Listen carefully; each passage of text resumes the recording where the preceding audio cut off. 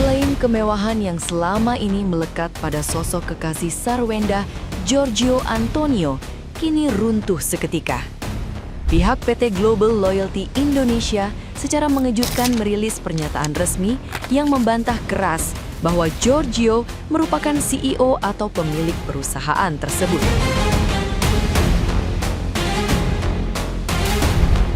Perusahaan menegaskan berita yang beredar adalah hoaks karena pria itu sama sekali tidak memiliki hubungan struktural ataupun kepemilikan saham di sana.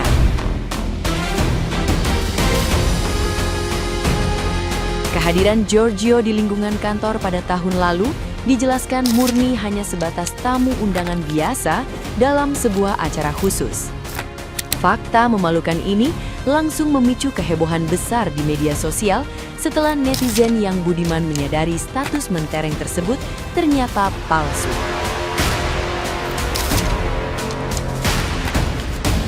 Publik pun beramai-ramai mencibir Giorgio karena dianggap sengaja memelihara kebohongan demi menutupi latar belakangnya dan mendongkrak citra di depan janda Ruben Onsu.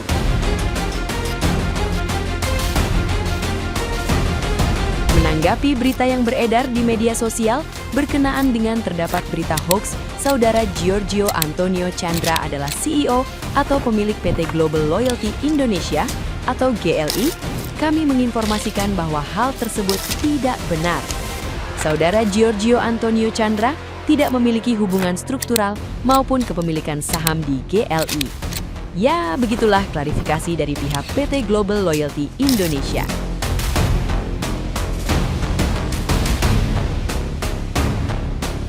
Nah, gimana nih menurut netizen yang terhormat? Silahkan berkomentar ya. Gio sentil netizen disebut CEO pengangguran. Ada yang bilang gua nggak mampu beli rumah. Istana Presiden pun mampu gua beli. Istana Presiden memang nggak dijual dan nggak bisa dibeli. Jadi jangan menyebutkan hal yang nggak dijual dan nggak bisa lu beli. Gua nggak perlu tunjukin harta kekayaan gua. Itu namanya pamer. Ya apa yang harus ditunjukin? Memang nggak ada hartanya. Oke guys, tak kasih info valid A1 ya tentang CEO guys ya. CEO, catat persiapan hitung mundur 3, 2, 1. Sudah. Segitu aja ya guys ya, jangan banyak-banyak nanti kalian jadi terkesima juga ya, kasihan kan Mbak Wenda ya guys ya. Nah, infonya sih yang terbaru mereka tuh sudah pindah ke tempat live yang baru dan info itu semakin romantis gitu loh guys ya. Romantis ya, setelah 6 gagal ya, sekarang menjadi romantis dan bisa pindah ke tempat live yang baru. Begitu ya Well. Gue bilang juga apa ya, banyak banget kan yang penasaran sama profilnya pacar Sarwenda yang katanya CEO. Emang bisnisnya apa aja sih? Akhirnya Giorgio Antonio ikut terseret dalam polemiknya Sarwenda dan juga Ruben Onsu. Dia dituding cuma numpang pansos aja sama Sarwenda, soalnya kan sering live bareng. Meskipun dicap sebagai CEO sebelum mengenal Sarwenda, tapi netizen sekarang meragukan karena sering banget sih live-nya sama Sarwenda. Giorgio ini dikenal sebagai pengusaha muda yang aktif di dunia bisnis, konten kreator, dan juga model. Beberapa produk ternama juga. Dan tuh yang punya brand kecantikan Kareso, dia juga punya bisnis brand Superman. Nah kalau lu pada pernah pakai brand kecantikannya apa kagak? Atau pernah minum brand suplemennya? Sampai lu pada masih belum percaya kalau dia CEO? Orang kaya sesungguhnya tidak pernah memamerkan hartanya di sosial media, ya, tidak pernah menyebutkan pengeluarannya berapa, ya, atau dia punya mobil mewah, tidak pernah.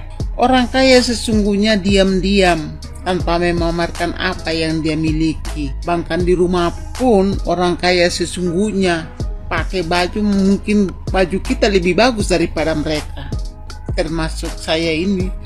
Padahal baju murahan sih sebenarnya, tapi kalau majikan saya pakai baju itu biasa aja loh guys, kemana-mana itu biasa aja, padahal hartanya melimpah ya. Jangan anggap orang itu yang tidak pernah kita tidak pernah lihat posting-posting hartanya itu jauh lebih kaya loh guys, jangan salah kalian ya. Gue banyak banget ngeliatin komen-komen tentang lakinya si Wenda nih ya kan. Masalahnya tuh foto-foto lama tuh semuanya keluar gitu kan, kayak kok agak ngondek.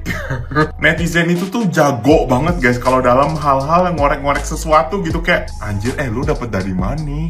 Lu ngeliat dari mana itu semuanya pada keluar itu begitu. Ada yang foto lagi begini, terus kayak terus ada yang megang roti begini, kata kayak kasihan si Wenda, katanya dia tuh trauma sama pelangi. Tapi dia nggak sadar kalau depannya itu pelangi. Soalnya di komentar tuh banyak banget guys. Seriusan deh, kalau orang-orang yang agak belok, pasti dia tuh 99% punya radar untuk kayaknya bener deh ini deh, kayaknya bener deh gitu. Tapi gue kepikiran tahu, gue tuh pengen deh kayak pura-pura jadi CEO, punya 2000 toko, enggak 2000, nanti saingan lagi. 3000 toko, terus gue tuh nyari jendes kaya raya gitu guys, yang masih biayain sama mantan lakinya. Gue pengen deh kayak gitu deh. Tapi gue belum ganteng kayak dia. Gue harus ganteng dulu kali ya. Nanti dia nungguin rambut gue panjang dulu. Gue mau jadi CEO nyari jendes kaya. Guys, gue lagi gabut. Sebagai CEO yang kaya raya, yang kalau gue live itu setengah jam aja gue dapat 200 juta.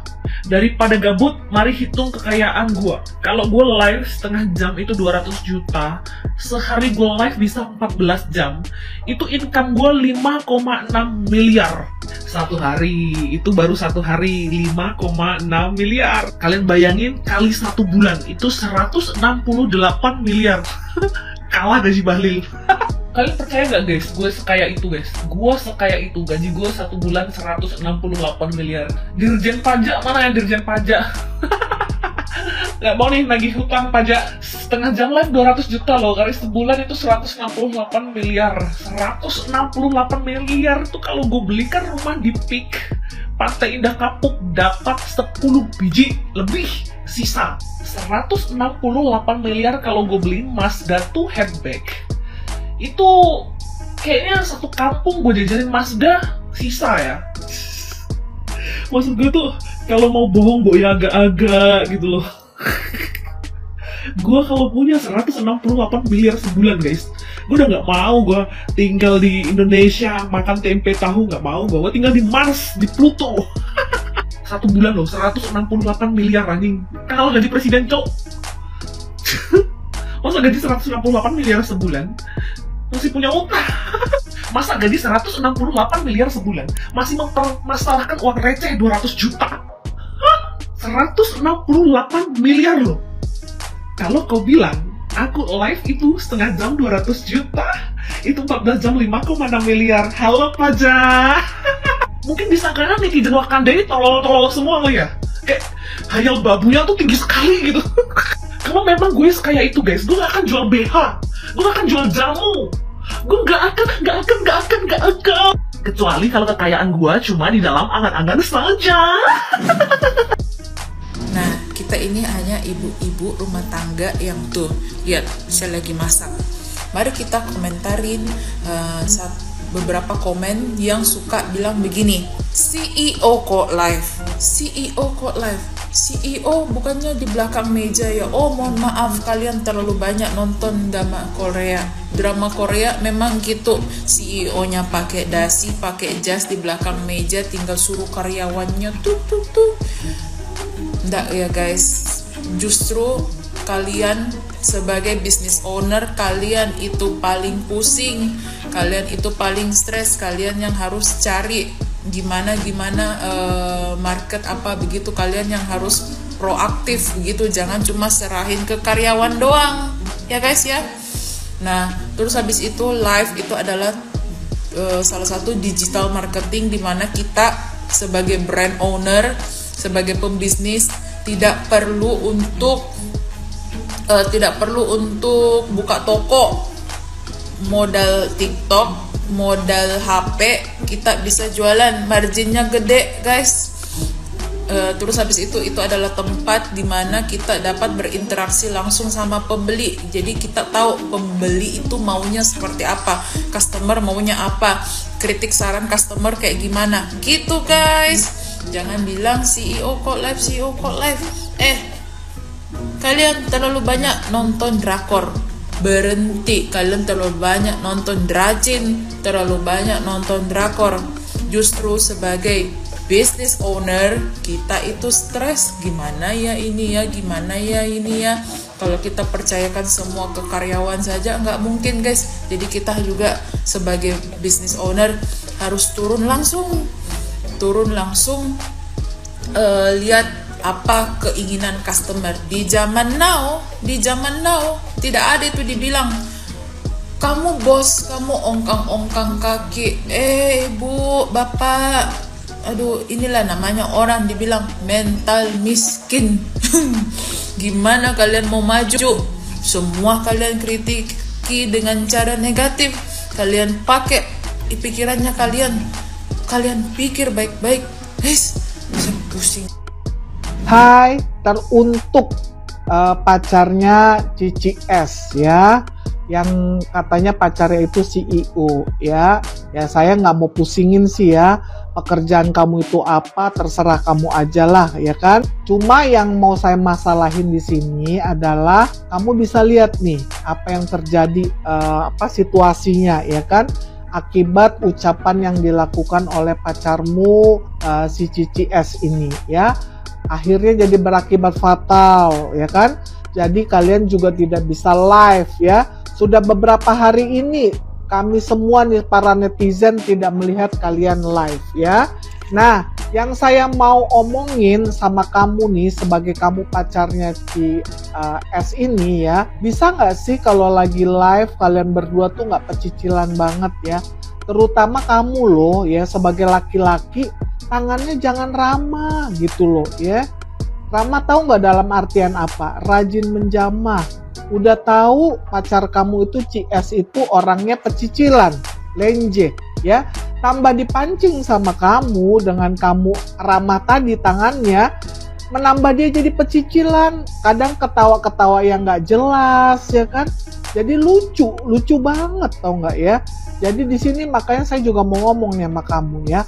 Harusnya kamu bisa nasehatin pacar kamu tuh ya, supaya yang jadi masa lalu dari pacar kamu nggak usah dibahas-bahas kayak gitu.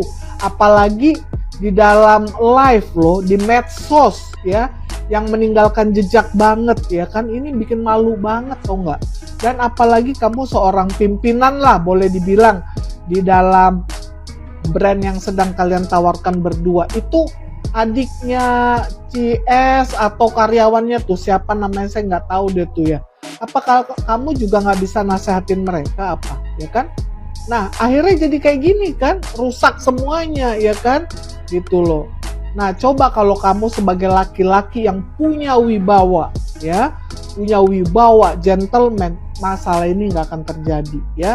Kadang kamu juga suka mancing-mancing ya kan, ngomongin lah Rembo lah, kadang ngomongin Pelangi, nggak pantas ya. Dan kamu itu juga bukan bapak dari anak-anaknya Koruben ya. Harusnya kamu menasehati pacarmu supaya dekatkan anak-anak ini kepada bapaknya ya. Itu aja nih yang saya mau omongin sama kamu ya. Berubahlah ya, semoga-moga sih kalian bisa jadi bersatu ya. Apalagi kan kalian sudah terlalu kelihatan terlalu show off banget gitu di dalam live kalian ya. Kami netizen mendoakan supaya kalian bisa jadi. Oke ya, bye bye.